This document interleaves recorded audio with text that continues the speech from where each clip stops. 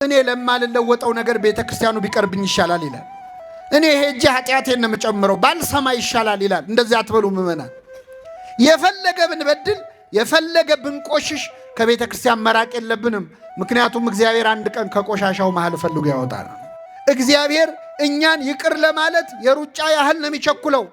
እኛ ግን ይቅር በለን ለማለት የእርምጃ ያህል ነው የምንጎተተው። እግዚአብሔር ይቅር ማለት ሳይሰለቸው እኮ እኛ ይቅር በለን ማለት ሰለቸን። እሱ ምህረት ማድረግ ሳይሰለቸው እኛ ማረን ማለት ሰለቸን። ቆሻሻ ኃጢአት ውስጥ፣ ቆሻሻ ክፋት ውስጥ፣ ዘረኝነት ውስጥ፣ ጥላቻ ውስጥ አሁን እግዚአብሔር እኮ ጨነቀው በእውነት እንዳያስወጣን እንዳይተፋን ፈጥሮናል። እንዳይወጣን ደግሞ ለብ ብለናል። እግዚአብሔር ይቅር በለኝ ብለህ ስትመጣ የት ከርመህ መጣ ብሎ አይጠይቅህም። ገንዘቤን የታደረከው አይልህም። ምን ስትሰራ ከረምክ አይልህም። ከሁሉ የተሻለ ልብስ አምጡና አልብሱት ብሎ የቀደመ ጸጋህን ይመልስልሃል ይላል። ከቤቱ እንደ በግ ተቅበዝብዘን የጠፋነውን ሰዎች በቸርነቱ ተሸክሞ ወደ ቤቱ ይመልሳል። ክርስቶስ የጠፋባችሁ ሰዎች ሌላ ቦታ አለ ቢሏችሁ እንዳትሰሙ። የክርስቶስ አድራሻው ቤተ መቅደስ ውስጥ ከመምህራን እግር ስር ነው የምታገኙት። ከቤተ ክርስቲያን ስትወጣ ሰላም ያለ ደስታ ያለ መስሎ ትወጣለህ፣ ግን ወጥተህ የምትፈልገውን ደስታ አታገኝ። ገንዘብህን ጸጋህን በትነ ትጨርሰዋል።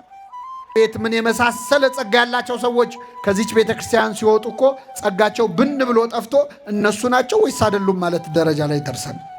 ምን የመሰለ ድምፅ የነበራቸው ድምፃቸው የትገባ ያልናቸዋል። ምን የመሰለ ስብከት፣ ምን የመሰለ ሀብተ ፈውስ የነበራቸው ወጥተው ባዶን የሆኑት። እግዚአብሔርን አጥተህ የምታስቀረው ሀብት ሊኖር ይችላል? እግዚአብሔር ሁላችንንም ከያለንበት ቆሻሻ ውስጥ ያወጣል። አንዳንድ ሰው ወደ ቤተ ክርስቲያን ና ሲባል የለም ቆይ የማስተካክለው ነገር አለኝ፣ አሁን ጥሩ አይደለም ሕይወቴ ቆሽሻለሁ ይላል። የሚያስተካክለን ማን ነው? እግዚአብሔር ነው። የሚያጥበን እሱ ነው። ይቅር በለኝ ብለህ ከመጣ ድጋሚ የመንግስቱ ወራሽ ያደርግሃል። ታችን ርዕስ የሚሆነው በአባቴ ቤት እንጀራ የሚተርፋቸው ሙያተኞች ስንት ናቸው የሚል ይሆናል። ከኔ ጋር በሉ። በአባቴ ቤት እንጀራ የሚተርፋቸው ሙያተኞች ስንት ናቸው? በሉቃስ ወንጌል ምዕራፍ 15 ከቁጥር 17 ላይ ተጽፎ የሚገኝ ኃይለ ቃል ነው። በዚህ ቃል ተነስተን እንማራለን። ለአባቶቻችን ለነቢያት፣ ለአባቶቻችን ለሐዋርያት፣ ለአባቶቻችን ለሐዋርያውያን አበው ለሊቃውንት በጉባኤያቸው ተገኝቶ ምስጢሩን ጥበቡን ገልጦ ያስተማረ አምላካችን እኛንም በቸርነቱ እንዲያስተምረን፣ እንዲመክረን፣ እንዲገስጸን የእርሱ ቅዱስ ፈቃድ ይሁንልን። እንግዲህ ምእመናን ጌታችን መድኃኒታችን ኢየሱስ ክርስቶስ በዚህች ምድር ላይ በተመላለሰበት በመዋዕለ ሥጋዌው በተለይም ዞሮ ባስተማረበት 3 ዓመት ከመንፈቅ ዞሮ ባስተማረበት በመዋዕለ ስብከቱ በሚያስተምርበት ጉባኤ ላይ ለመማር የሚመጡት ሰዎች አብዛኞቹ ልክ እንደኔና እንደናንተ ኃጢአተኛ ሰዎች ነበሩ። ክርስቶስ ሲያስተምር ጻድቃንን እየመረጠ ቅዱሳንን እየመረጠ አልነበረም የሚያስተምረው። በዚህ ምክንያት እርሱ በሚያስተምርበት ጉባኤ ላይ ዘማውያን ወንበዴዎች፣ በኃጢአታቸው ምክንያት ሰው የሚጠላቸው ሰዎች በክርስቶስ ጉባኤ ላይ እየተገኙ ይማሩ ነበር።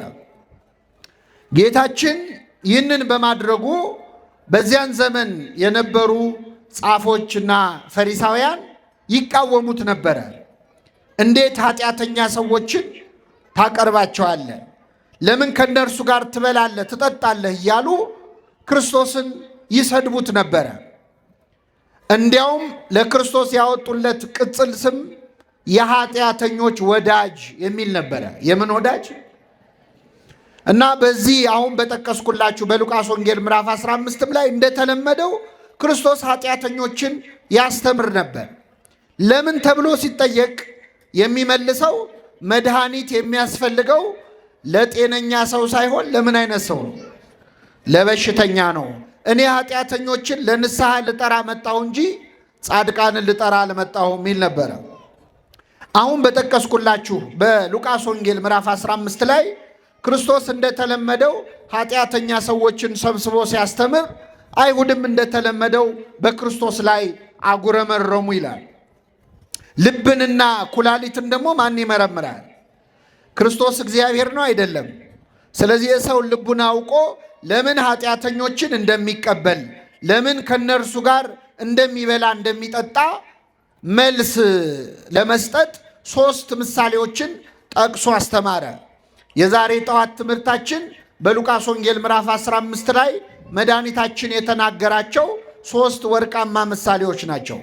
እንግዲህ በተለይ በሉቃስ 15 ላይ ወደ ክርስቶስ ሊማሩ የቀረቡ ሰዎች ቀራጮች ነበሩ። ከኔ ጋር ናችሁ ምዕመናን? ምኖች? ቀራጮች ማለት እዚህ ፊት ለፊት የተደረደሩት ቪዲዮ የሚቀርጹ ሰዎች አይደሉም። እሺ፣ የዛን ጊዜ ካሜራም አልነበረም፣ አገር ሰላም ነበር፣ እንደዚህ አልተረበሽም። የዛኔ ቀራጭ የሚባሉት ምንድናቸው ካላችሁ፣ ቀረጥ እንዲሰበስቡ የሮም መንግስት የመደባቸው የመንግስት ባለስልጣናት ናቸው። እና እነዚህን ሰዎች አይሁድ በሁለት ምክንያት ይጠሏቸው ነበር። አንደኛ ህዝቡ መክፈል ካለበት ግብር በላይ እያስከፈሉ ድሃ የሚበድሉ ፍርድ የሚያጓድሉ ጨካኝ ሰዎች ስለሆኑ። ሁለተኛ በዛን ዘመን እስራኤላውያን በሮማውያን ቅኝ አገዛዝ ስር ነበሩ። ስለዚህ ቀረጥ የሚከፈለው ግብር የሚከፈለው ለሮማውያን ነበረ። ይህንን ለጠላት የሚከፈል ቀረጥ ደግሞ የሚሰበስቡት እነዚህ ቀራጮች ነበሩ። ስለዚህ እንደ ባንዳ ሰው ወይም ሀገሩን እንደ ካደ ሰው በጣም በአይሁድ ዘንድ የተጠሉ ነበሩ። መድኃኒታችን ኢየሱስ ክርስቶስ ደግሞ ይግረማችሁ ብሎ ከ12ቱ ሐዋርያት አንዱን ማቴዎስ ራሱ ቀራጭ ነበረ፣ ሐዋርያ አድርጎታል ማለት። ስለዚህ በጣም ሲበሳጩበት ክርስቶስ ኃጢአተኞችን እንደሚቀበል ለመናገር 3 ምሳሌዎችን አስተማረ። የመጀመሪያው ምሳሌ እንደዚህ ይላል። አንድ ሰው 100 በጎች ነበሩት ይላል። እረኛ ነው። በጎች አሰማርቶ ቀኑን ሙሉ ሲጠብቅ ነው ያለው እና ይህ እረኛ 100 በጎች ነበሩት። ቀኑን ሙሉ ፀሐይ ሲመታው በግ ሲጠብቅ ከዋለ በኋላ ማታ ወደ ቤት ገብቼ እስቲ አረፍ ልበል ብሎ እነዚያን 100 በጎች እየነዳ ወደ ቤቱ ሲመለስ ከ100 በጎቹ መካከል 1 በግ እንደጎደለ አስተዋለ ይላል። ከ100 በግ 1 ሲጎድል ስንት ይቀራል? ምዕመናን ሂሳብ ላይ ችግር አለ እንዴ? ስንት ይቀራል? እና ከ100 በግ 1 ሲጎለው አንዱን በግ ፍለጋ 99ኙን በጎች በቤቱ ተዋቸውና እዚያው በረቱ ዘጋባቸውና በጨለማ ወጣ ይላል። ያንን በግ ተራራ ወጥቶ ወርዶ ወንዝ ተሻግሮ ከብዙ ድካም በኋላ እኩለ ሌሊት ላይ ያንን በግ አገኘው። ባገኘው ጊዜ አነሳና በትከሻው ተሸከመው፣ ወደ ቤቱም ይዞት መጣ። ጎረቤቶቹንና ወዳጆቹን ጠርቶ የጠፋውን በጌን አግኝቸዋለሁና ከኔ ጋር ደስ ይበላችሁ አላቸው። እውነት እውነት እላችኋለሁ ንስሐ በሚገባ በአንድ ኃጢአተኛ ምክንያትም በሰማይ መላእክት ዘንድ ደስታ ይሆናል አላቸው። ይህ የመጀመሪያው ምሳሌ ነው። ክርስቶስ ሁለተኛ ምሳሌ ተናገረ። አንዲት ሴት ደግሞ 10 ድሪም ነበራት ይላል። ድሪም ማለት በመካከለኛው ምስራቅ ድርሃም ማለት ሳንቲም ነው፣ ገንዘብ ነው። አንዳንዶች ጌጥ ነው ብለው ተርጉመውታል። እኛ በሳንቲሙን ያዘው። 10 ሳንቲሞች ያሏት አንዲት ሴት ነበረች። ይቺ ሴት ከ10 ሳንቲሞች መካከል 1 ሳንቲም ጠፋባት። እሷም እንደ ባለ በጉ 1 ነው ብላ አልናቀችውም። በመጀመሪያ መብራት አበራች። ከዚያ ቤቷን ጠረገች። ከዛ ቤቷን ጠርጋ ቆሻሻውን ወደ አንድ ቦታ ከመረችው። ያንን ሳንቲም እዚያው ቤት ውስጥ ከቆሻሻው መካከል ፈልጋ አገኘችው ይላል። ከኔ ጋር ናችሁ ምዕመናን? አሁን እዚህ ጉባኤ ላይ እስቲ ከኪሳችሁ የ1 ብር ሳንቲም አሁን እንኳን ቀርቷል፣ ግን እንደው ቢኖራችሁ ከኪሳችሁ የ1 ብር ሳንቲም ቢጠፋ ቤት ስትደርሱ ያ ሳንቲም መጥፋቱን ብታውቁ መጥረጊያ ይዛችሁ ትመጣላችሁ? ልጠርጉ ትመጣላችሁ? ከመጣችሁ ብሶባችኋል ማለት ነው። ይህቺ ሴት ግን 1 ሳንቲም ነው ብላ ሳትንቅ ጠርጋ ከቆሻሻው መሃል አወጣችው። ወዳጆቿን ጠርታ የጠፋውን ሳንቲሜን እኮ አገኘሁት አለቻቸው ይላል። ስንተኛ ምሳሌ? ሁለተኛ። ክርስቶስ የመጨረሻ ሶስተኛ ምሳሌ ተናገረ። አንድ ባለጸጋ ሰው ደግሞ ነበረ አለ። ሀብት ንብረት የሞላው ትልቅ የእርሻ መሬት ያለው ብዙ ከብቶች ያሉት ብዙ ፈረሶች ብዙ አህዮች ያሉት በጣም ባለጸጋ ሰው ነበረ። ይህ ባለጸጋ ሰው የወለዳቸው ልጆች ግን 2 ልጆች ብቻ ነበሩ። ወንድ ልጆች 2 ልጆች ነው ያሉት። ሀብቱ ብዙ ነው፣ ልጆቹ ግን 2 ናቸው። የዚህን ሰውዬ የዚህን ባለጸጋ ሀብቱን የሚወርሱት እነማን ናቸው? መልሱልኝ። ልጆቹ ናቸው። ልጆች የአባታቸውን ሀብት የሚወርሱት መቼ ነው? አባታቸው ምን ሲሆን ነው? ይገርማቸዋል ምዕመናን። ከሁለቱ ልጆቹ መሃል ትንሹ ልጅ ቢያይ አባቱ አልሞት አለው ማለት ቢጠብቅ ይህ ሰውዬ ንቅንቅ አይለው። ስለዚህ መጣና አባቱ እስኪሞት መታገስ አቅቶት አባቴ የሚደርሰኝን ገንዘብ አሁኑን ስጠኝና ልሂድ አለ። አንድ ልጅ አባቱ በሕይወት እያለ ውርስ ከጠየቀ በተዘዋዋሪ ምን እየተመኘ ነው ማለት? ሞቱን ነው። የሚደርሰኝን ስጠኝና ልሂድ አለ። አባት እሺ አለ። ገንዘቡን የሚደርሰውን ገንዘብ ሰጠው። ይህ ልጅ አባቱ እስኪሞት ቢቆይ የአባቱን ሀብት ለ2 ይካፈል ነበር። አሁን ግን አባት በሕይወት ስላለ ለ3 ነው የሚደርሳቸው። 1/3ኛውን ከፈለና ሰጠው። ይህ ልጅ የአባቱን ገንዘብ ልክ እንደተቀበለ ምን እንዳደረገ ታውቃላችሁ? ብን ብሎ ከዛች ሀገር ጠፋ፣ ወደ ሩቅ ሀገር ሄደ ይላል። በነገራችን ላይ እግዚአብሔር የማይሰጠን ለምን እንደሆነ ታውቃላችሁ? ሲሰጠን እንደምንጠፋ ስለሚያውቅ ነው። አሁን በጣም ብዙ ሰው እንደው መድኃኔዓለም ውዬ የምገባበት አንድ ነገር ብቻ ስጠኝ አደራህን ብሎ ይለምናል። ሲሰጠው ግን ይጠፋል። ይህ ልጅ አባቱን ገንዘብ ይዞ ወደ ሩቅ አገር ሄደ። ሄዶ በአጭር ጊዜ የአባቱን ገንዘብ በትኖ ጨረሰ። መቼስ ያለፋህበት ገንዘብ እኮ ለማጥፋት ቀላል ነው አይደለም? ስለዚህ ካገኘው ጋር በልቶ ካገኘው ጋር ጠጥቶ በአጭር ጊዜ አባቱን ገንዘብ በትኖ ጨረሰ። ገንዘቡ አለቀ። ገንዘቡ ሲያልቅ ደግሞ ጓደኞቹም አለቁ። መቼስ ገንዘብ ሲኖረንና ሳይኖረን የወዳጆቻችን ቁጥር እኩል ነው አይደለም? አብረው የሚበሉ የሚጠጡት በሙሉ ተለዩት። ባዶ እጁን ቀረ። ልክ ገንዘቡን ሲጨርስ ደግሞ ምን መጣ መሰላችሁ? እዛ ሀገር ላይ ታይቶ ተሰምቶ የማያውቅ ረሃብ ተነሳ። ከፍተኛ ረሃብ ተነሳ። ይህ ልጅ ወይ ቤት አልሰራ ወይ ንብረት አላፈራ፣ ባዶ እጁን ቀረ። ረሃብ ሲያሰቃየው አንድ ሰው ቤት ተጠግቶ መኖር ጀመረ። ያስጠጋው ሰው በነፃ አላኖረውም። ችግር የለውም ቤቴ ግባና ትኖራለህ፣ ግን ቀን ቀን አሳማዎች አሉኝ እነሱን ትጠብቃለህ። ይህ ልጅ ተንደላቆ ተሞላቆ ያደገ የባለጸጋ ልጅ ነው። የምን ጠባቂ ሆነ? አይሰማም። አሳማ እንግዲህ በግዕዝ ህሱም ማለት አስቀያሚ ነው። የመጨረሻ ቆሻሻ እንስሳ፣ እዛው የሚበላ እዛው የሚጸዳዳ በጣም የቆሸሸ እንስሳ ነው። ይህ ልጅ የአሳማ በረት ውስጥ ቀኑን ሙሉ ሲጠብቅ መዋል ጀመረ። በጣም የሚሸት በረት ውስጥ ማለት ግን የሚገርማችሁ ከሽታው በላይ ይህ ልጅ በጣም ያስቸገረው እንደሆነ ታውቃላችሁ? ረሃብ ነበረ። በጣም ይርበው ነበረ። ከረሃቡ ጽናት የተነሳ አሳማዎቹ ከሚበሉት ምግብ ሊበላ ይመኝ ነበረ ይላል። ምን ነው እንደው እንደነሱ ባደረገኝ ብሎ በአሳማ እስኪቀና ደረሰው። ይህን ጊዜ ወደ ልቡ ተመለሰ ይላል። እግዚአብሔር ሁላችንን ወደ ልባችን ይመልሳል። ምን አለመሰላችሁ?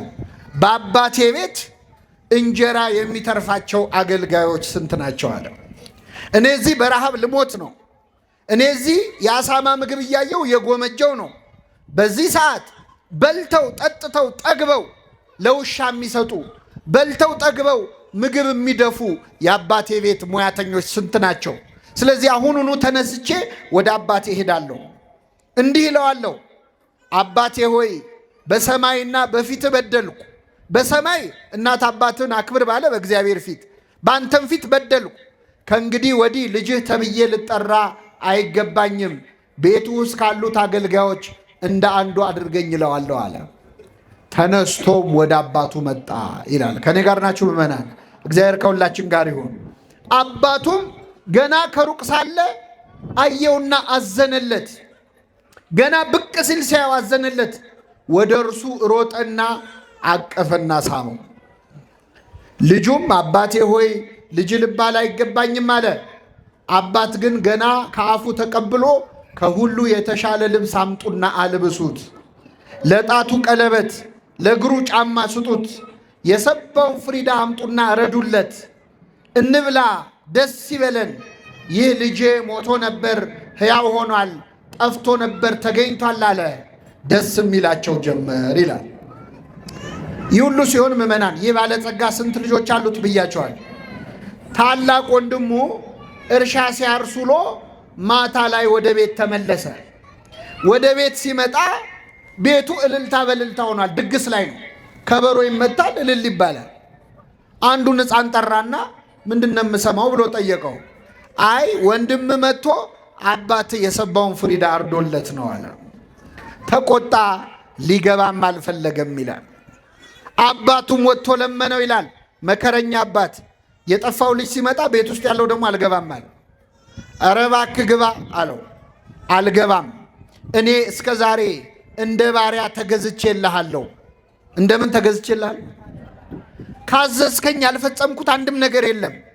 ነገር ግን ለእኔና ለጓደኞቼ በግ እንኳን አርደ ብሉ ብለህን ታውቃለህ? ፍየል እንኳን አርዳ ብልተህን ታውቃለህ? ዛሬ ግን ገንዘብህን ከጋለሞቶች ጋር በልቶ ይሄ ልጅህ ሲመጣ አለ። ይሄ ምንህ ሲመጣ አይሰማም። ምኑ ነው ለሱ? ይህ ወንድሜ አይደለም ያለው። ይሄ ልጅ ሲመጣ ፍሪዳ አረድክለት፣ ስለዚህ አልገባም አለ። አባት ግን ምን አለው? ልጄ ሆይ አንተ እስከ ዛሬ ከኔ ጋር ነበርክ። የእኔ የሆነ ሁሉ የማን ነው? ያንተ ነው። ነገር ግን ይህ ወንድምህ ሞቶ ነበር ሕያው ስለሆነ፣ ጠፍቶ ነበር ስለተገኘ ደስ ሊለን ሐሴትም ልናደርግ ይገባናል አለው ይላል። ስለ ቃሉ አምላካችን ስም የተመሰገነ ይሁን። ስንት ምሳሌዎች ነገርኳችሁ ምዕመናን። መጀመሪያ የጠፋው ምንድን ነው? ጅብ ነው። ሁለተኛው ሳንቲሙ ላይ ነቃ አላችሁ፣ ምንድን ነው? ሁለተኛው ምንድን ነው? ሶስተኛው ሰው ነው። የሚገርማችሁ የሉቃስ ወንጌል ምዕራፍ 15 አሁን ያነበብነው መድኃኒታችን ኢየሱስ ክርስቶስ ከተናገራቸው ምሳሌዎች ሁሉ እጅግ ወርቃማው ምሳሌ ነው። የሌሎች ምሳሌዎች አክሊል ነው፣ ዘውድ ነው። እንደውም አንዱ ሊቅ ምን አለ? መጽሐፍ ቅዱስ ቢጠፋ ራሱ ይህንን ምዕራፍ ወስዶ መጽሐፍ ቅዱስን ድጋሚ መጻፍ ይቻላል ይላል። እዚህ ውስጥ በጣም ብዙ ትምህርት አለ። ምስጢረ ሥላሴ አለ፣ ምስጢረ ሥጋዌ አለ፣ ምስጢረ ቁርባን አለ፣ ምስጢረ ትንሣኤ አለ፣ ነገረ መላእክት አለ፣ ብዙ ነገረ ድህነት አለ። ሁሉን ለመማር ጊዜያችንም እውቀታችንም አይፈቅድልንም። እኔ እንደው አንድ ክርስቲያን ከአምላኩ ከእግዚአብሔር ተለይቶ እንዴት ይጠፋል የሚለውን ብቻ ልንገራችሁ። የመጀመሪያ ላይ የጠፋው በግ ነው፣ እንስሳ ነው። ሁለተኛ የጠፋው ዕቃ ነው። ሶስተኛ የጠፋው ምንድን ነው? ሰው ነው። ሰው ሆነን ከአምላካችን ተለይተን ልንጠፋ እንችላለን? አንችልም? እንችላለን በኃጢአት። አንዳንዴ ደግሞ ኃጢአታችን ሲበዛ ከሰውነት ክብር ወርደን እንደ እንስሳ የምንሆንበት ጊዜ አለ እኮ አይደለም? ሰው ክቡር ሆኖ ሳለ አያውቅም እንደሚጠፉ እንስሳት መሰለን እንደሚል ማለት። አንዳንዴ ደግሞ ሰው ከእንስሳም ያንሳል። በእውነት ባለንበት ዘመን እኮ ሰው ከእንስሳ ያነሰበት ዘመን ነው አይደለም? አዎ። እንስሳት የማያደርጉትን ነገር ሰዎች እያደረጉት ነው። ጆሮ የሚከብድ ዜና እንሰማለን በየቀኑ፣ ለጆሮ ጭው የሚያደርግ። እንስሳ እንስሳን አይበላም፣ ሰው ግን ሰውን እየበላ ነው። ስለዚህ ከሰውነት ክብር ወርደን እንደ ዕቃ ልንሆን እንችላለን። እግዚአብሔር ምን አደረገ? ይህ ሰውዬ፣ ይህ ባለ ታሪክ የጠፋበትን በግም ፈለገው፣ ሰውንም ፈለገው፣ ዕቃውንም ፈለገው። እንደ ሰው ብትጠፉ እፈልጋችኋለሁ፣ እንደ እንስሳ ብትሆኑም እፈልጋችኋለሁ፣ እንደ ዕቃ የማትጠቅሙ ብትሆኑ ምን እላችኋል? ይፈልገናል። እግዚአብሔር ሁላችንን ይፈልጋል። ፈላጊውን ስታዩት መጀመሪያ ላይ እረኛ ነው። ሁለተኛው ላይ ሴት ነው፣ እናት ነው። ሶስተኛው ላይ አባት ነው። የሁላችን አባት ማን ነው ምዕመናን? አይሰማም? አባታችን እሱ ነው። ኢትዮጵያዊ ሊቅ ቅዱስ ያሬድ ደግሞ ኧረ አባት ብቻ አይደለም ይላል። አንተ አቡነ ወአንተ እምነ፣ አንተ አባታችን ነህ፣ አንተም እናታችን ነህ። እግዚአብሔር እናትም ነው አባትም ነው። ታላቁ ሊቅ አለቃ ኪዳነ ወልድ ክፍሌ ደግሞ አይ የለም እግዚአብሔር እናት አባታችን ብቻ እንኳን አይደለም አያታችንም እሱ ነው ይላሉ። ምናችን? ለምን? እግዚአብሔር በመጽሐፍ ቅዱስ ራሱን በዶሮ በወፍ መስሎ ይናገራል። ዶሮ ጫጭቶቿን ከቅፎቿ በታች እንድትሰበስብ እኔ እናንተን ሰበስባችኋለሁ ይላል። ከኔ ጋር ናችሁ ምዕመናን? እስቲ መልሱልኝ። ዶሮ ለጫጩት እናት ናት ወይስ አያት ናት? መልሱ እንጂ። ሰሚት ዶሮ የለም እንዴ? ለነገሩ ከሱፐር ማርኬት እየገዛችሁ ረሳችሁት አይደል? ዶሮ ለጫጩት እናት ናት አያት ናት? አያት ናት። እናቷ ማን ነው? እንቁላል እንዳትሉ አደራችሁን። ዶሮ እንቁላል ትጥላለች። ከእንቁላሉ ምን ይገኛል? ስለዚህ እናትም ናት አያትም ናት። እግዚአብሔር እንደ እንቁላል መሬትን ፈጠረ። ከመሬት ከአፈር ደግሞ ማንም ፈጠረ? ሰውን ፈጠረ። እናትም አባትም አያታችንም ማን ነው? ስሙ የተመሰገነ ይሁን። እናትም አባትም ግን ደግሞ ምእመናን እናት አባታችን የፈለገ ቢወዱን በዋልንበት ሁሉ አብረውን አይውሉም፣ ባደርንበት ሁሉ አያድሩም። እግዚአብሔር ግን ከኛ ተለይቶ ያውቃል። ስለዚህ እግዚአብሔር እናት አባት ብቻ አይደለም፣ አያት ብቻ አይደለም፣ እረኛም ጭምር ነው። እግዚአብሔር እረኛዬ ነው አለ ነቢየ እግዚአብሔር ዳዊት። እግዚአብሔር ምኔ ነው? የሚያሳጣኝ እረኛ ነው እግዚአብሔር። እረኝነቱ ለምንድን ነው? ቀንም ሌሊትም የሚጠብቅ እረኛ ነዋ። እረኛ ቀን ጠብቆ ሌሊት ይተኛል። እግዚአብሔር ግን እኛን ሲጠብቅ ምን አይልም?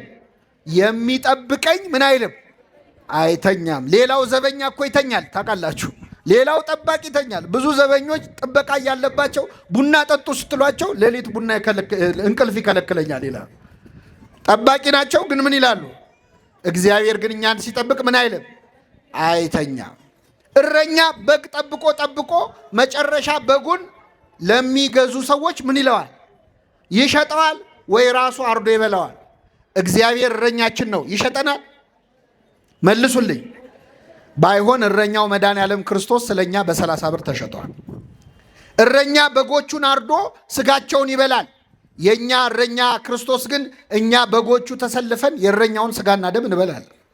አላያችሁም? ቅድም ተሰልፈው የእረኛውን ስጋና ደም ሲበሉ። እኛ እኮ በግ የፈለገ ብንወደው ወይ እናርደዋለን ወይ እናሳርደዋለን። አሁን ለዓመት በዓል እስቲ መልሱልኝ። ዓመት በዓል ሲደርስ ለገና ለፋሲካ በግ የምንገዛው ከሳምንት በፊት ነው። ብዙ ጊዜ አይደለም? ከኔ ጋር ናችሁ? ከሳምንት በፊት እንገዛለን፣ በግ እናስራለን ቤታችን። ያንም በግ አንድ ሳምንት እኛ ጋር ሲቆይ አንንከባከበው? በአፉ ሳር ይሰጠዋል፣ ውሃ ይሰጠዋል። ለምንድን ነው የምንንከባከበው? እስቲ መልሱልኝ። ምናልባት ያ በግ ያን ሰሞን የሚያየውን ፍቅር አይቶ እንደው እንዴት የተባረኩ ሰዎች ናቸው፣ እንደው በልቼ የምጠግብ አይመስላቸው፣ እንደው እዚሁ እንደው አዶብት አድርገው ልጃቸው ባረጉኝ ይላል። እንንከባከበዋለን፣ ግን ለማረድ ነው። የእረኛ ፍቅር እስከ ማረድ ነው። የክርስቶስ ፍቅር ግን ለበጎቹ ነፍሱን እስከ ማሳለፍ ድረስ። ይህ እረኛ 100 በጎች ነበሩት ይላል። የጠፋበት በግ ስንት ነው? አቤት! አንዱም በግ ፍለጋ በጨለማ ወጣ፣ እስኪያገኘው ድረስ ፈለገው፣ ባገኘው ጊዜ በትከሻው ተሸከመው ይላል። ይህ እረኛ መድኃኒታችን ኢየሱስ ክርስቶስ ነው። 100 በግ የተባሉት ሰውና መላእክት ናቸው። አንድ በግ ጠፋ የተባለው ደቂቀ አዳም ነው፣ እኛ ነን፣ የሰው ልጆች ነን። እስኪያገኘን ድረስ ፈለገን የተባለው ከሰማየ ሰማያት ወርዶ እኛን ፍለጋ ተወልዶ ሰው መሆኑን ነው። እስኪያገኘው ድረስ ፈለገው፣ ባገኘው ጊዜ በትከሻው ምን አለው? ተሸከመው። ነስአ ደዌነ ወጾረ ሕማመነ። ኃጢአታችንን በደላችንን ክርስቶስ በትከሻው ላይ ምን ብሏል? ተሸክሟል። የጠፋ በግ አዳምን የፈለገው ባገኘው ጊዜ የተሸከመውን ቸሩን እረኛ ክርስቶስን የወለድሽልን ሆይ ምን ይበልሽ? ቅዱስ ዮሐንስ አፈወርቅ ተረጎመው። የጠፋው በግ አዳም ነው። ባገኘው ጊዜ የተሸከመው ክርስቶስ ነው። የተሸከመው የሁላችንን ኃጢአት። ስለዚህ እየተናገረ ያለው ስለ ማዳን ስራው ነው። ወደኛ ዘመን ግን ልመልሳችሁ ምእመናን፣ ወደኛ ዘመን ልመልሳችሁ። አንድ ክርስቲያን ከቤተ ክርስቲያን ተለይቶ እንዴት ይጠፋል ካላችሁ፣ የመጀመሪያ የሚጠፋው እንደ በግ ነው። የመጀመሪያው የሚጠፋው እንደ ምንድን ነው? እንደ በግ ነው። በግ እንዴት ነው የሚጠፋው? እስቲ ንገሩኝ ምእመናን። በግ የሚጠፋው አውቆ ነው ወይስ አያውቅ ነው? መልሱልኝ። ምን እያደረገ ነው በግ የሚጠፋው? እስቲ ንገሩ። እዚህ ጋር ሳር እየበላ እዚህ ጋር የሚበላው ሳር ትንሽ ሲደርቅበት ወደዛ ሲሄድ አይደል? ውሃ ሲጠጣ እዚህ ጋር ደፍረስ ሲልበት ወደዛ ሲሄድ። በግ አስቦ ይጠፋል? አይጠፋም። በግ ሲጠፋ ቢመሽብኝስ ብሎ ያስባል? ተኩላ ቢበላኝስ ይላል? አይልም። የመጀመሪያው እኛ ክርስቲያኖች ከቅድስት ቤተ ክርስቲያን የምንጠፋው ልክ እንደ በግ ሳናውቅ ነው። ይሄ በግ እየበላ እየጠጣ እንደጠፋ ብዙ ሰዎች በእንጀራ ጉዳይ ከቤተ ክርስቲያን ይጠፋሉ። አይተው ይጠፋሉ። አንድ ሳር ሲበላ ሌላ ሳር፣ አንድ ውሃ ሲጠጣ ሌላ ውሃ እያለ እንደጠፋ፣ አንድ ስራ ስንነግድ ሌላ ስራ፣ አንድ ሱቅ ስከፍት ሌላ ሱቅ፣ አንድ ትምህርት ስትማር ሌላ ትምህርት እያልን እኮ ሳናውቀው ከእግዚአብሔር ቤት ጠፍተን የቀረን ሰዎች አለ። እግዚአብሔር በቸርነቱ ይመልሰን።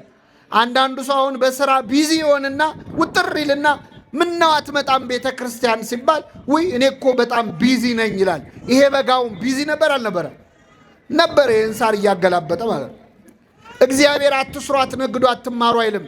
ከቤተ ክርስቲያን ግን እንድንርቅ አይፈልግም። ከቤቱ ከመራቅ እግዚአብሔር ይሰውረን። አዎ በግ ሲጠፋ ተኩላ ቢበላኝ አይልም፣ ገደል ብገባ አይልም። ሰዎች ከእግዚአብሔር ቤት ሲርቁ ተኩላ የተባሉ መናፍቃን ቢነጥቁኝስ፣ የበግ ለምድ ለብሰው የሚመጡ በውስጣቸው እንደ ተኩላ ነጣቂዎች የሆኑ መምህራን ቢወስዱኝስ ብሎ አያስብም ሰው። ገደል ብገባ አይልም። ብሞትስ ሳንል ነው ከእግዚአብሔር ቤት እኮ የምንርቀው ብዙዎቻችን። እኔ ያሳዝነኛል። በተለይ ኢትዮጵያውያን እድሜ ልካችንን እኮ ለመኖር ስንዘጋጅ እኮ ነው የምንሞተው። ታውቃላችሁ? ለመኖር ስንዘጋጅ ቤት ለመስራት መኪና ለመግዛት እንደው የሆነ ህይወት ለመጀመር ስንዘገጃጅ እንሞታለን። የነፍሳችንን ነገር ትተን ስጋችን ላይ ብቻ ስንሮጥ ማለት እና እንዲህ የጠፋነውን እግዚአብሔር በቸርነቱ ይመልሰን። ምን አደረገ? ፍለጋ ወጣ እግዚአብሔር ይላል። አንድ ሰው ጠፋ ብሎ አይንቅም እግዚአብሔር። ፍለጋ ወጣ፣ እስኪያገኘው ድረስ ፈለገው። እስቲ ድምፃችሁን ከፍ አድርጋችሁ ይህን ቃል ከኔ ጋር ድገሙ። እስኪያገኘው ድረስ ፈለገው። እግዚአብሔር የሚፈልገን ምን እስኪለን ነው? አዎ እስኪ ደክመው አይልም፣ አይደክመውም። እስኪ ሰለቸው አይልም፣ አይሰለቸውም። ምን እስኪለን ነው የሚፈልገን? እስኪያገኝ። ባገኘው ጊዜ አነሳና በትከሻው ምን አለው? ይሄ ደግሞ በጣም ይገርማል። እስቲ አሁን ፀሐይ ላይ ነው ያላችሁት፣ ቃለ እግዚአብሔር እየሰማችሁ ነው። የበረከት ያርግላችሁ። አሁን እዚህ ፀሐይ ላይ ቀኑን ሙሉ በግ ስትጠብቁ ብትሉ፣ አሁን እውነቱን ነው የምትነግሩኝ። ቀኑን ሙሉ በግ ጠብቃችሁ ውላችሁ ማታ ፀሐዩ ተጫውቶባችሁ እስቲ ገብቼ አረፍ ልበል ብላችሁ ቤት ስገቡ አንድ በግ ቢጠፋ ያንም በግ ፍለጋ ስትወጡ ደስ እያላችሁ ነው የምትወጡት? እየተራገማችሁ ነው መቼስ አይደል? አዎ ያንም በግ ፍለጋ ወጣችሁ ተራራ ጫፍ ወጣችሁ ብታጡት፣ ደግሞ ወርደን ወደ ታች ብናጣው፣ ወንዝ ተሻግረን ብናጣው፣ እንቅፋት ደግሞ ደና አድርጎ አንድ ሁለት እግራችንን ቢመታል፣ እኩለ ሌሊት ላይ ያንን መዘዘኛ በግ ብናገኘው እንሸከመዋለን? እስቲ መልሱልኝ። ትሸከሙታላችሁ? ቢቻል በዱላ ነው አይደል? እንኳን በግ ቀርቶ ልጅ ጠፍቶ ሲገኝ ምንድን ነው የሚደረገው? እኔ ልንገራችሁ፣ የእኔ ልምድ ላካፍላችሁ መሰለኝ። ልጅ ሲጠፋ በመጀመሪያ ወላጆች ወይኔ ልጄ፣ ወይኔ ልጄ፣ ወይኔ ልጄ ይላሉ አይደለም? ሲገኝ ደግሞ ወይኔ የሚለው ልጁ ነው አይደለም? ምን አንቀዠቅ በጥርሳቸው ነው ብዙ እናቶች የሚያናግሩት። መጀመሪያ ገርፈው ነው ራሱ የት ነበርክ የሚሉት አይደለም? አሁን በጣም የሚያስቀኝ አንዳንዴ እንጠፋና የት እንደነበርክ ንገረኝ ችግር የለውም አልመታህም የሚሉት ነገር አለ። ያጓጓሃል። ሊመቱ እኮ ነው ሊመቱ ነው። ተናገር ችግር የለው እኔ እውነቱ እንድትናገር ነው የምፈልገው ንገረኝ ይሉና ስትናገር ድርግም አድርገው ይመቱሃል። ከዛ ለንስሐ አባትህም አትናገር፣ ለሳይካትሪስትም አትናገር፣ ተለጉመ ትቀራለህ ማለት። ወላጆች ልጆቻቸው ከገረፉ በኋላ ነው የት ነበርክ የሚሉት። ይህ እረኛ ግን ባገኘው ጊዜ በትከሻው ምን አለው? አቤት አይገርምም? በጣም የሚገርም እኮ ነው። እመቤታችን ብቻ እኮ ነው ናት ልጇ ጠፍቶ ያልተጋረፈች እኮ እሷ ብቻ ነች። ታውቃላችሁ 3 ቀን ጠፋባት እኮ ክርስቶስ። ኢየሩሳሌም ድረስ ተመለሰች ከዮሴፍ ጋር። በቤተ መቅደስ ውስጥ ከመምህራን እግር ስር ቁጭ ብሎ አገኘችው ይላል። ክርስቶስ የጠፋባችሁ ሰዎች ሌላ ቦታ አለ ቢሏችሁ እንዳትሰሙ። የክርስቶስ አድራሻው ቤተ መቅደስ ውስጥ ከመምህራን እግር ስር ነው የምታገኙት። ስታገኘው እመቤታችን አልተቆጣችም። አምላኳን ወልዳ ምን ታድርግ? ልጄ ሆይ አባትህና እኔ ስንፈልግ ለምን አስጨነከን አለችው። 3 ዓመት እኮ ይዛው ስትሰደድ ለምን አስጨነከኝ ብላ አታውቅ። ከፊቷ ዞር ሲል ግን ለምን አስጨነከኝ አለች። እመቤታችን ክርስቶስ ከሷ መራቁ ነበር ጭንቀቷ፣ ሌላ አይደል። ሌላ ወላጅ ግን ገርፎ ነው የት ነበርክ የሚለው። ይህ እረኛ ግን ባገኘው ጊዜ በትከሻው ተሸከመው ይላል። ከቤቱ እንደ በግ ተቅበዝብዘን የጠፋነውን ሰዎች በቸርነቱ ተሸክሞ ወደ ቤቱ ይመልሰን። አሁን ዛሬ ጠዋት ቤተ ክርስቲያን የመጣ ነው ልባም ስለሆንን ይመስላችኋል? አስተዋይ ስለሆንን ይመስላችኋል? አይደለም። ተሸክሞ ያመጣን ማን ነው? እግዚአብሔር። አሁንም እኮ ተሸክሞን ነው እንጂ ተመችተ ነው አይደለም። ችሎን እኮ ነው፣ ችሎን ነው በእውነት። ስለዚህ የመጀመሪያው አጠፋፍ እንደ በግ መጥፋት ነው። እንደ የጠፋነውን በቸርነቱ ይመልሳል። ሁለተኛ የጠፋው ምን ነበር አልኳችሁ? አይ ደከማችሁ መሰለኝ። ምንድን ነው የጠፋው? ሳንቲም ነው። ይህንም ብዙ አላደክማችሁም። ሳንቲምን ቅዱስ የሮኒመስ የሚባለው የቤተ ክርስቲያናችን ሊቅ ወይም ጄሮም የሚባለው ማለት ነው ተርጉሞታል ደህና አድርጎ። ሳንቲም የተባለው የሰው ልጅ ነው ይላል። ሳንቲም ማን ነው? ለምን በየሀገራቱ በተለይ ንጉሥ ባለበት ሀገር ሳንቲም ላይ የንጉሱ መልኩ አብሮ ይቀረጻል። የእኛ የሁላችን ንጉሳችን ማን ነው? ንጉሳችን ማን ነው? እኛ የማን ሳንቲም ነን? መልኩን እኛ ላይ አትሟል። ንግበር ሰብአ በአርአያነ ወበአምሳሊነ ብሎ ገና ሲፈጥረን ሰውን በመልካችን እንፍጠር ብሎ እላያችን ላይ መልኩን አትሞብናል። ስለዛ ግን በኃጢአት ስለቆሸሽን ነው እንጂ ሁላችን ላይ የእግዚአብሔር መልክ አለ። ስለዚህ እኛ የማን ገንዘቦች ነን? ስለዚህ የጠፋው ሳንቲም ሳይሆን ሰው ነው ማለት ነው። ይቺ ሴት ምን አደረገች? ሳንቲሟ ጠፋባት። ሳንቲሟ ሲጠፋ በመጀመሪያ መብራት አበራች። ከዛ ቤቷን ጠረገች። ከዛ ሳንቲሙን እዚያው ቤት ውስጥ ከቆሻሻው መሃል አወጣቸው። በጉ ከቤተ ክርስቲያን የጠፉ ሰዎች ናቸው። ሳንቲሙስ ምንድን ነው ካላችሁኝ፣ ይህ ሳንቲም ጠፍቷል፣ ግን ያለው ቤት ውስጥ ነው። ቤት ውስጥ ነው ያለው፣ ግን ምን ብሏል? ጠፍቷል። ሁለተኛ የጠፋ የሚባለው ምን እንደሆን ታውቃላችሁ? ቤተ ክርስቲያን ውስጥ ሆነ የጠፋ ሰው። አሁን እኛ ብዙ ጊዜ የጠፉ ሰዎች ሲባል ቅዳሴ የማያስቀድሱ፣ ሰዓታት የማይቆሙ፣ ማህሌት የማይቆሙ፣ ሰበካ ጉባኤ የማይከፍሉ፣ ሰንበቴ የማይጠጡ፣ እንዲህ ጠዋት የማይገኙ፣ ጉባኤ የማይካፈሉ ይመስሉ። እሱ ምድብ አንድ ጠፊዎች ይባላሉ። እነሱ ምን ይባላሉ? ምድብ አንድ ነው። ምድብ ሁለት ማን እንደሆን ታውቃላችሁ? ቤተ ክርስቲያን ውስጥ ሆነን የጠፋን ሰዎች ነን። እንዳንፈለግ እዚህ ያለ ነው። ሰዓታት የምንቆመው እኛ፣ ማህሌት የምንቆመው እኛ፣ የምንቀድሰው እኛ፣ የምናስቀድሰው እኛ፣ ሰበካ ጉባኤው እኛ፣ ዘማሪው ሰባኪው እኛ። ጠፉ ተብለን እንዳንፈለግ ማለት ነው። አለን እንዳይባል ደግሞ ቆሻሻ ውስጥ ነው ያለ ነው። ቆሻሻ ኃጢአት ውስጥ፣ ቆሻሻ ክፋት ውስጥ፣ ዘረኝነት ውስጥ፣ ጥላቻ ውስጥ። አሁን እግዚአብሔር እኮ ጨነቀው በእውነት እንዳያስወጣን እንዳይተፋን ፈጥሮናል። እንዳይውጠን ደግሞ ለብ ብለናል። በራድ ወይም ትኩስ ብትሆን መልካም ነበር፣ እንዲያው ለብ ስላልክ ከአፌ ልተፋህ ነው ይላል። እንደዚህ ከመጥፋት እግዚአብሔር በቸርነቱ ይሰውረን። አያችሁ፣ እዚህም ሆኖ መጥፋት አለ ለካ። እንደኔ እኔ እዚህ እንደቆምኩት ቃሉን ቆሞ እየሰበኩ መጥፋት አለ፣ እያስተማሩ መጥፋት አለ። እና ቤት ውስጥ ሆኖ መጥፋት በጣም አስቸጋሪ ነው። ሌላውን እያስተማሩ ንስሐ ግቡ እያልን ንስሐ ማንገባ፣ ታረቁ እያልን ቂመኞች። ከኔ ጋር ናችሁ ምእመናን? ጡሩምባ ነፊ ታውቃላችሁ? ታውቃላችሁ? አታውቁ? ጡሩምባ ነፊ ቀብር አይገኝም ይባላል። ብዙ ጊዜ ጡሩምባ ነፊዎች ድብልቅልቅ አድርገው በጠዋት ሰፈሩን በጥብጠው እነሱ ቀብር ላይ ይገኛሉ? አይገኙም። መናገር እንጂ መቅበር አይችሉም። የጡሩምባ ነፊ ህይወት ያለን ሰዎች አለን። ሌላውን ንስሐ ገባ የምንል እኛ ግን ማንገባ፣ ሌላውን ታረቅ የምንል እኛ ግን ቂመኞች። ልክ እንደ መርፌ አሁን ብዙ ቀዳዳ ይሰፋል፣ እላዩ ላይ ግን አንድ ቀዳዳ አለች። እሷን ይሰፋል? አይሰፋ። መርፌ የሆንን ሰዎች አለ። የሰው ቀዳዳ ስንሰፋ የምንውል ማለት ወይ ደግሞ እንደ መቋሚያ አሁን ብዙ ሰው ተደግፎት ይቆማል። እሱ ቆሞ ያውቃል? መልሱልኝ። ማቆም እንጂ መቆም አይችልም። እንደዚህ ያለ ህይወት ያለንን እግዚአብሔር በቸርነቱ ይማረን። ምን አረገች ሴቲቱ? መብራት አበራች ይላል። ምንድነው መብራት? ቃሉ ነዋ። ሕግህ ለመንገዴ መብራት ነው ለእግሬም ብርሃን ነው ይላል። ቤት ውስጥ ሆነን ለጠፋን ሰዎች የሚያበራው መብራት ቃሉ ነው። አበራች። ቤቷን ጠርጋ ያንን ሳንቲም ከቆሻሻው መሃል አወጣችው። እግዚአብሔር ሁላችንንም ከያለንበት ቆሻሻ ውስጥ ያውጣል። አሁን አንዳንድ ሰው እኔ ለማልለወጠው ነገር ቤተ ክርስቲያኑ ቢቀርብኝ ይሻላል ይላል። እኔ ሄጄ ኃጢአቴን ነው የምጨምረው ባልሰማ ይሻላል ይላል። እንደዚህ አትበሉ ምእመናን። የፈለገ ብንበድል የፈለገ ብንቆሽሽ ከቤተ ክርስቲያን መራቅ የለብንም። ምክንያቱም እግዚአብሔር አንድ ቀን ከቆሻሻው መሃል ፈልጎ ያወጣል። ሁላችንን ያውጣል። አወጣችሁ ይላል። እዚህ ላይ እኔ አንድ ነገር ልጨምርላችሁ።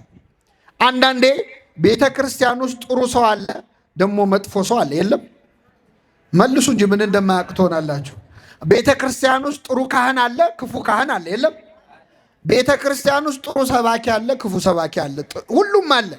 እና አንዳንድ ሰው እንደኔ አይነቱ እንደው ቤተ ክርስቲያን ውስጥ ክፉ ሰው ሲያይ እንደው መድኃኔዓለም እንደው ምን አለ እንደው ቤትህን ብታጸዳ፣ እንደው እንደዚህ አይነቶቹን ሰዎች ጠርገ ብታስወጣቸው ምን አለ የሚል ሰው አለ።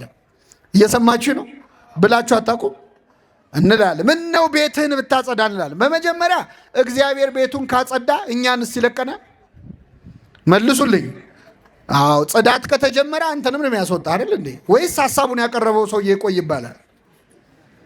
ቅዱስ ዮሐንስ አፈወርቅ ያለውን ከኔ ጋር በሉ። ቤተ ክርስቲያን አይ ደከማችሁ መሰለኝ ላቆመው ነው።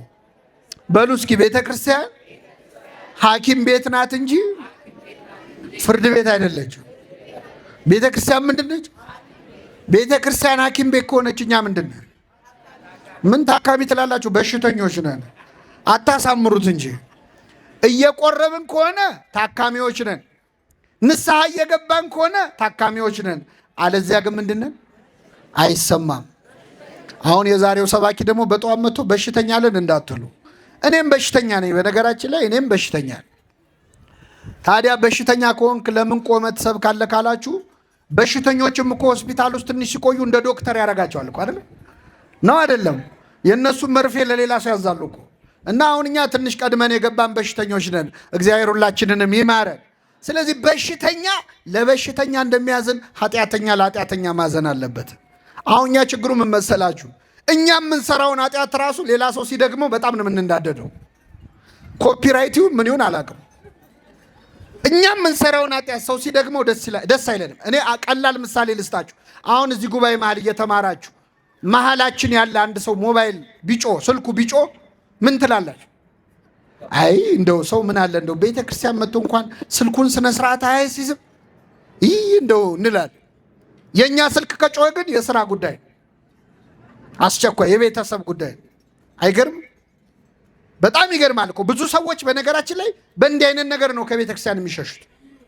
እና አብረን የሰራውን ኃጢአት እንኳን እኮ እንተዛዘባለን። እርስ በርስ የምንፈርደውን ያህል ስላልፈረደብን ስሙ የተመሰገነ ይሁን። ስለዚህ ምን አለ ቅዱስ ዮሐንስ አፈወርቅ? በሽተኞችን የሚያክሙባት ሐኪም ቤት ናት ቤተ ክርስቲያን። አንዱ ለአንዱ ማዘን ያለበት ናት። እና ጠርጋ አስወጣ አይባልም። ይህ ሳንቲም ተጠርጎ ቢሆን ኖሮ ይገኝ ነበር እንዴ? አይገኝም። የተገኘው የት ስላለ ነው? ቤት ውስጥ ስላለ ነው። ሁላችንም በቤቱ ያጽናን። አንዳንድ ሰው ደግሞ ቤተ ክርስቲያን ውስጥ ክፉ ሰው ሲያይ ሰበብ ፈልጎ የሚወጣ ሰው አለ። ሁለተኛ አልመጣም የሚላል። እኔ የአባ ገሌን መስቀል አልሳለምም የሚሉ ሰዎች አሉ። መስቀሉ የማን ነው? የእግዚአብሔር ነው። የክርስቶስ መስቀል አንድ ኃጢአተኛ ካህን ቢይዘው ይረክሳል? አይረክስም። ካህኑ ይቀደስ ካልሆነ እንኳን ካህን ሰይጣን ቢይዘው አይረክስም።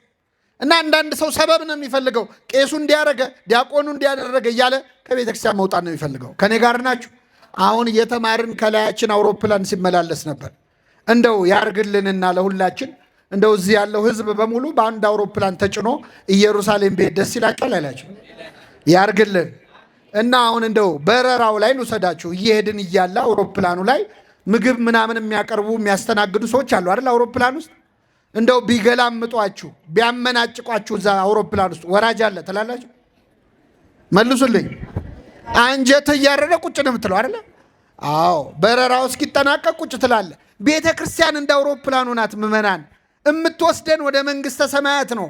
አስተናጋጆቹ እኛ አገልጋዮቹ ነን። የእኛን ጸባይ አይታችሁ ወራጅ አለ አትበሉ ባካችሁ። ሁላችንን መንግስተ ሰማያት ለማረፍ ያብቃን። ወደ መጨረሻው ልምጣላችሁ። ሶስተኛ የጠፋው ሰው ነው። መጀመሪያ የጠፋው በግ ነው። ከእግዚአብሔር ቤት የራቁ ሰዎች ናቸው። ሁለተኛው ሳንቲም ነው። ቤት ውስጥ ሆነን ያለን መስሎን የጠፋን ሰዎች ነን። ሶስተኛው ልጅ ነው። የአባቱን ገንዘብ ስጠኝ ብሎ አውቆ የጠፋ ነው። ከዚህች ኦርቶዶክሳዊ ተዋሕዶ ቤተክርስቲያን ከዚህ መቅደስ ከዚህ አገልግሎት አውቀው የወጡ ሰዎች አሉ።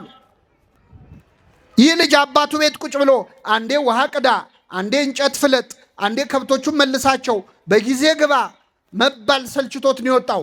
ከዚህች ኦርቶዶክሳዊ ተዋሕዶ ቤተክርስቲያን ጾም ሰልችቷቸው፣ ጸሎት ሰልችቷቸው፣ ምንኩስና ከብዷቸው የወጡ ሰዎች አሉ የሉም?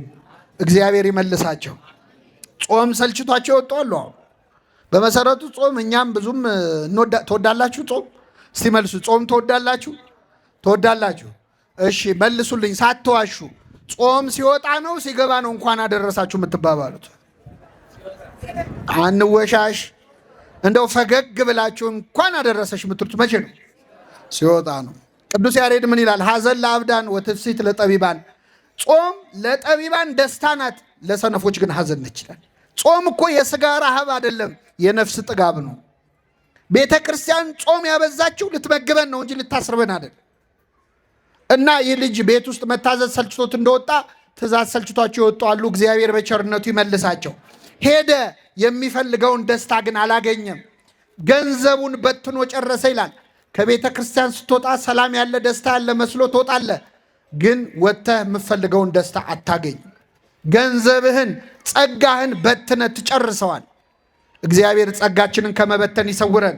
አቤት ምን የመሳሰለ ጸጋ ያላቸው ሰዎች ከዚች ቤተ ክርስቲያን ሲወጡ እኮ ጸጋቸው ብን ብሎ ጠፍቶ እነሱ ናቸው ወይስ አይደሉም ማለት ደረጃ ላይ ደርሰን።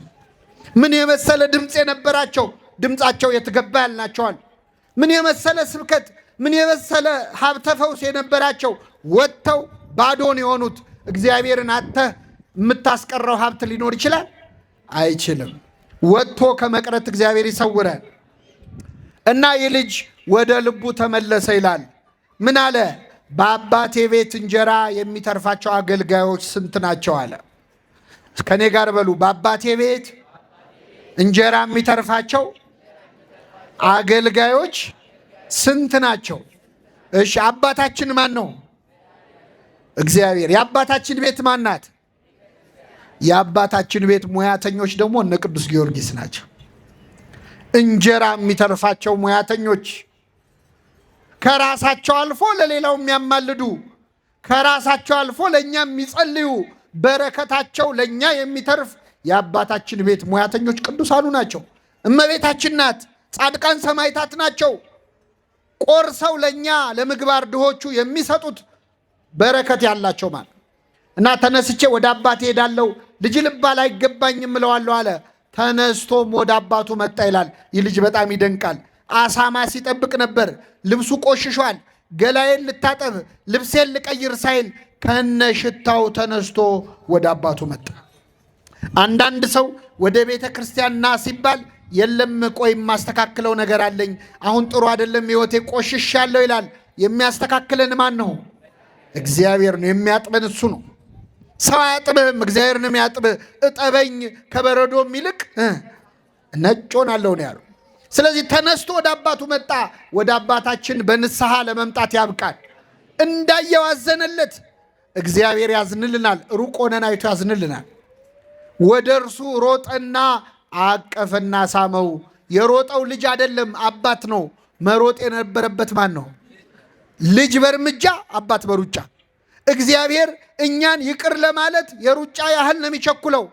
እኛ ግን ይቅር በለን ለማለት የእርምጃ ያህል ነው የምንጎተተው። እግዚአብሔር ይቅር ማለት ሳይሰለቸው እኮ እኛ ይቅር በለን ማለት ሰለቸን። እሱ ምሕረት ማድረግ ሳይሰለቸው እኛ ማረን ማለት ሰለቸን። ሮጠና አቀፈና ሳመው። የራበው ለምግብ የጠማው ለመጠጥ እንደሚቸኩል ክርስቶስ ይቅር ለማለት ይቸኩላል ይላል አባ ጊዮርጊስ ዘጋስጫ። አቀፈና ሳመው። ከሁሉ የተሻለ ልብስ አምጡና አልብሱት፣ ለጣቱ ቀለበት ለእግሩ ጫማ ስጡት፣ የሰባውን ፍሪዳ ረዱለት አለ። እግዚአብሔር ይቅር በለኝ ብለህ ስትመጣ የት ከርመህ መጣ ብሎ አይጠይቅህም። ገንዘቤን የታደረከው አይልህም። ምን ስትሰራ ከረምክ አይልህም። ከሁሉ የተሻለ ልብስ አምጡና አልብሱት ብሎ የቀደመ ጸጋህን ይመልስልሃል። የሁላችንን ጸጋ ይመልስልን። አዎ ፍሪዳ ረዱለት አለ። ቀለበት አርጉለት። አሁን ቀለበት ምግብ አይደል መጠጥ አይደል፣ ምን ያደርግለታል? ማህተም ነው። ድጋሚ በንብረቴ ላይ ይዘዝበት አለ። ይቅር በለኝ ብለህ ከመጣ ድጋሚ የመንግስቱ ወራሽ ያደርግሃል። የሰባውን ፍሪዳ ረዱለት አለ። እግዚአብሔር ቤቱ ለሚመጡ ሰዎች ፍሪዳ ያርድላቸዋል። ምንድነው ፍሪዳ ካልከኝ ስጋውና ደሙ ነዋ። ሌላ ምን ፍሪዳ አለ? የራሱን ስጋ የራሱን ደም ፍሪዳ አድርጎ ይሰጠናል። ይህ ልጅ የተቀበለ አምላክ ሁላችንን ይቀበላል። አሁን ስተርከው በጣም ቀላል ነው። እዚህ መሃል እስቲ ወላጆች አላችሁ። እኛ ብንሆን አሁን ስንት ዓመት ለፍተን ያፈራነውን ንብረት ልጃችን ገንዘባችንን ሄዶ አፈር ድሜ አብልቶ በአጭር ጊዜ በትኖ ሮጦ ቤት ውስጥ ከስቶ ጠቁሮ ቆሽሾ ባዶ እጁን ቢመጣ ሮጠን አቅፈን እንስመዋለን? መልሱልኝ ወላጆች፣ ትስሙታላችሁ? እኔ ልንገራችሁም እንደምታረጉ የሀገራችን ባህል ደስ የሚለው መጀመሪያ አቅፈን እንስመዋለን፣ ችግር የለውም። እግዚአብሔር በኃጢአቴን ያመጣብኝ ናግባ፣ ችግር የለውም በል ናግባ ብሎ እናስገባዋለን አይደል? አዎ። መቼስ ጣት ቆሰለ ተብሎ ምን አይልም። አንዴ ወልጄ ያለው ፈጣሪ በኃጢአቴን ያመጣብኝ በል ናግባ ብለን እናስገባዋለን። አስገብተን ግን አንለቀውም። እንለቀዋለን። እንጀራ በበላ ቁጥር እኔ ከፈጣሪ ያገኘዋለሁ ብዬ ነው እንጂ እንዳንተማ ቢሆን ብለን እንደው ምነው ባልገባው እስኪል ድረስ በነገርን ተገትገዋል። ይቅር እንላለን ግን አንረሳም። የወጋ ቢረሳ ይኸው ታውቁታላችሁ እኮ ክርስቶስ ብቻ ነው ተወግቶ የረሳው። እዚያው መስቀል ላይ ገና ሚስማሩ ከእጁ ሳይወጣ የሚያደርጉትን አያውቁምና ገና እኮ ሚስማሩ እጅ ውስጥ ነው ያለው። ገና እኮ ልቡ ድረስ እየሰማው ነው ሾው። እኛ ግን አንረሳም። የዛሬ 10 ዓመት የበደለንን ሰው ሲቆይ የረሳሁልሽ መሰለሽ ለምን ነው? ይቅር ካለ የሚረሳማ ብቻ ነው። የሁላችንን ኃጢአት ይርሳለን። የመጨረሻው ነጥብ ታላቅ ወንድሙ እርሻ ሲያርሱሎ ማታ መጣ። ሲመጣ ቤቱ ልልታ በልልታ ነው። ምንድነው ብሎ ሲጠይቅ አንዱን ሕፃን ጠርቶ ጠየቀው። ሲጠይቅ ምን አለው? ወንድም መጥቶ አባት የሰባውን ፍሪዳ አረደለት አለው። ይገርማል። ነገረኛ ሕፃን ነው። እኔ ሊቃውንት እዚህ እንዳይታዘቡኝ እንጂ ሕፃኑ ራሱ ሳይሆን ነገረኛ ይመስለኛል። ለምን ወንድም መጥቷል? አይበቃም? ይበቃል? አይበቃም? ወንድም መጥቶ አባቴ ያን ትልቁን ፍሪዳ አረደለት ይላል። እንትን ሲል እኮ ነው ሲያጣላ ማለት። ተቆጣ፣ ሊገባ አልፈለገም ይላል። አባቱም ወጥቶ ለመነው ይላል። እባክህ ግባ አለው። አልገባም፣ እኔ እስከ ዛሬ እንደ ባሪያ ተገዝቼልህ ምን አረክልኝ? አንድ ነገር አረክልኝ? ዛሬ ግን ገንዘብን ከጋለሞቶች ጋር በልቶ ለመጣ ልጅ ይህን ፍሪዳ አረድክለት? አልገባም አለ። በጣም ይገርማል። እንደዚህ አይነት ሰዎች አለን ቤተ ክርስቲያን ውስጥ ሆነን ምን አገኘው ብንል ይህንን ህንፃ እኛንን ያሰራ ነው፣ ይህንን አጥር እኛን ያስገነባ ነው፣ ይህን ቤተ መቅደስ እኛን እንዲያደርግ ነው፣ ምን አገኘን የሚሉ ሰዎች አሉ። እግዚአብሔርን አገልግሎ የሚወድቅ ሰው አለ? ቤተ ክርስቲያንን በማለታችሁ የምትከስሩ እንዳይመስላችሁ። የኔ የሆነ ሁሉ የማን ነው አለ? ያንተ ነው። አንተ ስለ ፍየል ታወራለህ፣ አንተ ስለ ጠቦት ታወራለህ። የኔ የሆነ ሁሉ የማን ነው? እግዚአብሔርን አገልግሎ ባዶ የሚቀር አለ? የለም። ይህ ልጅ አባቱን ማገልገሉ ራሱ ቆጭቶታል። ሁለተኛ የወንድም ፍቅር የለውም። እንደ ወንድሙ ከስቶ ጠቁሮ ይሆን እስቲ ሌው እንኳን አላለም። ጭራሽ ገንዘብህን ከጋለሞቶች ጋር ሲበላ ከረመ አለ። አሁን ከጋለሞቶች ጋር ይብላው ከመነኮሳት ጋር ይብላው አይቷል? አላየም። ያው በግምት ነው። በሰው ኃጢአት ሳናጣራ ከፈረድን ቤተ ክርስቲያን ውስጥ ብንሆንም ጠፍተናል። የመጨረሻ አንድ ጥያቄ ልጠይቃችሁና አበቃለሁኝ። ከኔ ጋር ናችሁ? ከሁለቱ ልጆች ጠፍቶ ከመጣው ልጅና ቤት ውስጥ ካለው ልጅ አባቱን በጣም የተዳፈረው የትኛው ይመስላችኋል? አይሰማም። የጠፋው ልጅማ ልጅ ተብዬ ልጠራ አይገባኝም ነው ያለው አይደል? ቤት ውስጥ ያለው ግን አባቱን ከፍ ዝቅ አደረገው አይደል? እውነት ለመናገር እግዚአብሔርን በጣም የምንዳፈረውም ቤት ውስጥ ያለነው ሰዎች ነው። ከሩቅ ያሉ ሰዎች ሲፈሩ ሲንቀጠቀጡ፣ ቤት ውስጥ ቀረብ ያለው ሰዎች የማይለመደውን አምላክ እንለምድና የማትደፈረውን አንተ ይሁዳ ደፈረ ይላል። ቤት ውስጥ ያለን ሰዎች የበለጠ ደፋሮች ነን። አሁን ይህን ስናገር ደግሞ ዛሬ እንደው እግር ጥሎት የመጣ ሰው ይኖራል እዚህ ጉባኤ መሃል። ዛሬ የመጣ ሰው እኮ እኔም ለዚህ ብዬ እኮ ነው ቀረብ ማለለው ይላል አንዳንድ ሰው። እኔ አላልኩም። እሺ ቤተክርስቲያን ቀረብ ማለት መጥፎ ነው አላልኩም። አንዳንድ ሰው መርጦ ከትምህርቱ ይዞ እችን ይዤለታለሁ የዛሬው አስተማሪ ይላል። እኔ አላልኩም። እሺ ቀረብ ማለት ጥሩ ነው መጥፎ ነው፣ ራቅ ማለት ጥሩ ነው አላልኩም። እንደውም ራቅ ማለት ብዙ መዘዝ አለው። ይሄን ነግሬያችሁ ልውረድ። ክርስቶስ ሊሰቀል አንድ ቀን ሲቀረው ሐሙስ ማታ ደቀ መዛሙርቱን ሰበሰባቸውና እንደሚሞት ነገራቸው።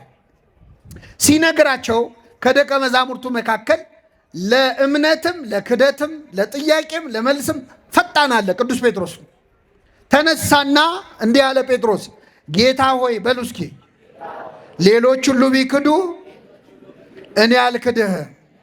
ይሄ ንግግር ጥሩ ነው? ጥሩ አይደለም? ጥሩ ነው። ሌሎች ሁሉ ቢክዱ እኔ አልክድህም ጥሩ ነው። ያጠፋው ምንድን ነው? ሌሎች ሁሉ ምን ቢሉ እኔ ከሌሎች ምን ያልኩ ነኝ? የተሻልኩ ነኝ ብሎ ራሱን ከፍ አደረገ። ርቱ ሃይማኖት የተባለ የቤተክርስቲያናችን ሊቅ በ13ኛው ክፍለ ዘመን ምን ይላል? ጴጥሮስ ሆይ እኔም አልክድህም ወንድሞች የማይክዱህም ብትል ምን አለበት? አንተ ግን ራስህን ብቅ እነሱ ዝቅ አረግ። ስለዚህ እነሱ ሳይክዱት አንተ ካድከው ይላል። ይህን ጊዜ ጌታ ዶሮ ሳይጮ ስንቴ ትክደኛለህ አለ። ኧረ በፍጹም ምን ሲደረግ ሶስቴ እኔ አላረገውም ማለት ተገዘተ ጴጥሮስ። አሁን ይገርማቸዋል። ጌታን ለመያዝ ወደ ጌቴሴማኒ የመጣው ሰራዊት 10,000 ወታደር፣ አንድ ጭፍራ ማለት 10,000 ሲመጡ ጴጥሮስ ጌታን ለማስጣል ፈልጎ ሰይፍ አነሳ። በእውነት ቅዱስ ጴጥሮስ በረከቱ ይደርብን። ጌታን በጣም ስለሚወደው ነው እንጂ ምንም እኮ እሱ ችሎታ የለው። 58 ዓመቱ ነው በዛ ጊዜ።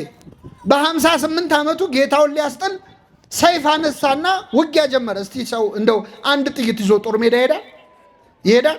ጴጥሮስ ግን ፍቅሩ እኮ ነው። አንድ ሰይፍ ይዞ ውጊያ ጀመረና የሊቀ ካህናቱን ባሪያ የማልኮስን ጆሮን ቆረጠው። ሊቃውንት እንደሚነግሩን ጴጥሮስ የሰደደው ለአንገቱ ነበረ፣ ግን የሥራ ልምድ ስለሌለው ምንም ቆረጠው? ጆሮን ቆረጠው። ይህን ጊዜ ጌታ ደግሞ በዚህ ጆሮ ጦስ ጴጥሮስ ችግር ውስጥ እንዳይገባ ብሎ የዚህን ሰውዬ ጆሮ ፈወሰለት ይላል። የሁላችንን ጆሮ ይፈውስልን ክርስቶስ። አዲስ ጆሮ ነው የሰጠው። በነገራችን ላይ ክርስቶስ መሬት ላይ ፈልጎ ጆሮ አንስቶ ሰፋለት አይልም፣ ገጠመለት አይልም። አዲስ ጆሮ ነው የሰጠው። ምን ያደርግለታል? የተበላሸ ጆሮ ምን ያደርግለታል? አይደል? ስንት ክፉ ወሬ የሰማ ጆሮ ምን ያደርግለታል? ጆሮን ቀየረለት። ክርስቶስ ጆሮአችንን ይቀይርልን። እሱም ብቻ የሚሰሙ ጆሮዎችን ይስጠን። ቅዳሴያችን እንደሚለው እሱን የሚሰማ ጆሮ ይሰጣል ከፈለገ። እና ጴጥሮስ አሁን ጌታን ለማስጣል ሞከረ፣ አልቻለም። እግሬ አውጪኝ ብሎ ሸሸ። አሁን ጥሎ ቤቱ እንዳይሄድ ክርስቶስን ይወደዋል። ቀረብ እንዳይል አብረው ቢሰቅሉኝስ ብሎ ፈራ። ስለዚህ ጴጥሮስም ጌታን ከሩቅ ይከተለው ነበር ይላል። ከምን ከሩቅ? ቤተ ክርስቲያን በሩቁ ነው የሚሉ ሰዎች አሉ። አንቺ ልጅ ነግሬሻለሁ፣ ማህሌት ሰዓታት ምናምን ለአንቺ አይመለከትሽም። አሁን ማህሌተ ጽጌ ወጣቶች ሲመጡ የሚመክሩ ወላጆች አሉ። እኔ ነግሬሻለሁ ትቀሰፊያለሽ የሚሉ። ቤተ ክርስቲያን በሩቁ ነው የሚሉ ሰዎች። ጴጥሮስ በሩቅ ጌታን ሲከተል በረደው። ሲበርደው እሳት ሊሞቅ ቁጭ አለ። እሳት ደግሞ ሙቀት ብቻ አይደለም ያለው፣ ብርሃንም አለው አይደል? ፊቱን ወለል አድርጎ አሳየበት። እንዴ አንተ ከሱ ጋር አልነበርክ? አንተ ከሱ ጋር አልነበርክ? በጥያቄ አጣደፉት። 3 ጊዜ ሲጠይቁት ጴጥሮስ የምትሉትን ሰውየውን አላውቀውም አለ። ማንን አላውቀው? ሰውየውን አላውቀውም አለ። ክርስቶስን ሰውየው ከሚያስብል ፈተና ይሰውራችሁ። አይገርም? አንተ የያው እግዚአብሔር ልጅ ነው ያለው ክርስቶስ ሰውየው አለ። ከቤተ ክርስቲያን ራቅ ስትሉ ምዕመናን ይበርዳችኋል። ለማህበራዊ ኑሮ፣ ለስራ፣ ለትምህርት አብረዋችሁ የሚውሉ ሰዎች ጋር እሳት መሞቅ ትጀምራላችሁ። አንቺ ኦርቶዶክስ አይደለሽ፣ አንተ ኦርቶዶክስ አይደለ ብለው በጥያቄ ያጣድፈዋል። መልስ ስታጣ ፈጣሪውን ፍጡር ያስብለዋል፣ ተማላጁን አማላጅ ያስብለዋል፣ ሰውየው ያስብለዋል። ክርስቶስ ራቅ ማለት ከክርስቶስ ይለያል። ቀረብ ማለት ምን ጥቅም አለው ካላችሁ፣ እንደ ጴጥሮስ ያልፈራ እስከ መስቀል የተከተለ ሐዋርያ ነበረ ቅዱስ ዮሐንስ። ለዮሐንስ ጌታ ሽልማት ነው የሰጠው። እንደዚህ ደፍሮ እስከ መጨረሻው ከተከተለኝማ ትልቅ ሽልማት ይገባዋል አለ። ምድር ላይ ወደር የሌለው ሽልማት ሸለመው። ይቺ ሽልማት ማናት? እነኋት እናትህ አለ። አይገርምም? ክርስቶስ ለዮሐንስ ቤት እንዳይሰጠው ቤት የለውም። ክርስቶስ ቤት አለው እንዴ? የለው። የተወለደው በበረት ነው፣ የኖረው በዋሻ ነው። የሰማይ ወፎች ራሳቸውን የሚያሳፍሩበት አላቸው፣ ቀበሮች ጉድጓድ አላቸው። እኔ ግን ቤት የለኝም ብሏል። ስለዚህ ቤት እንዳይሰጠው ቤት የለውም። ልብሱን እንኳን እንዳይሰጠው ልብሱን ቀደው ተካፈሉ፣ በቀሚሱም ላይ ዕጣ ተጣጣሉ ነው የሚለው። የቀረው የእሱም የተሸጠው በ30 ብር ነው፣ ምንም የለውም። ክርስቶስ ምድር ላይ የቀረው ቤቱ፣ ንብረቱ፣ ልብሱ፣ ገንዘቡ ማን ነበረች? እነኋት እናትህ አለው። ወደ ቤተ ክርስቲያን ቀረብ፣ ወደ መቅደስ ቀረብ ያለን ሰዎች ምንም ደፋሮች ሆነን ብታዩን የእመቤታችንን ፍቅር ግን አግኝተናል። የእሷን ፍቅር ግን አግኝተናል። እና ምዕመናን አሁን የተማርነው ለጠቅላላ እውቀት አይደለም፣ ለንስሐ ነው። ይህን ትምህርት የምትሰሙ ሰዎች እዚህ መካከል እንደ በግ የጠፋ ሰው ይኖራል። በስራ በማህበራዊ ኑሮ ተወጥሮ ከቤተ ክርስቲያን የራቀ ሰው ይኖራል። ቤት ውስጥ እየተመላለሰ እንደኔን የጠፋ ሰው ይኖራል። ደግሞ ጨርሶ ሊወጣ ከዚች ቤተ ክርስቲያን ከዚች ሃይማኖት ሊወጣ ጫፍ ላይ ያለ ይሆናል። ይህ ጥሪ የእግዚአብሔር ጥሪ ነው። ሁላችንም በቸርነቱ ይመልሰን። የሰማነውን ለንስሐ ያድርግልን። በልቡናችን ጽላት ጻፍልን። እግዚአብሔር ይስጥልኝ።